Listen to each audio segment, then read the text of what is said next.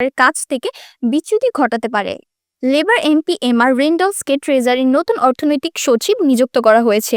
Tulip Siddique ২০১৫ সালের উত্তর লন্ডনের হ্যামস্টেড অ্যান্ড হাইগেট আসন থেকে এমপি নির্বাচিত হয়েছিলেন, যে আসনটি প্রধানমন্ত্রী কিয়ের স্টারমারের আসন হরবন অ্যান্ড সেন্ট প্যানক্রাসের লাগোয়া।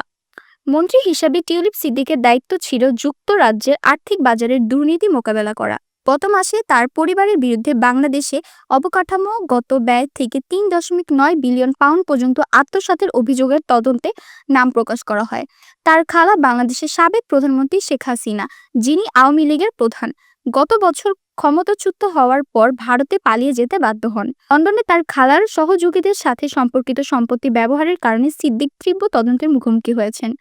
টিউলিপ সিদ্দিক জোর দিয়ে বলেছেন যে তিনি কোনো ভুল করেননি, কিন্তু প্রধানমন্ত্রীকে রক্ষণশীল নেতা কেমি ব্যাডেনোচের কাছ থেকে তাকে মন্ত্রিপদ থেকে বরখাস্ত করার আহ্বান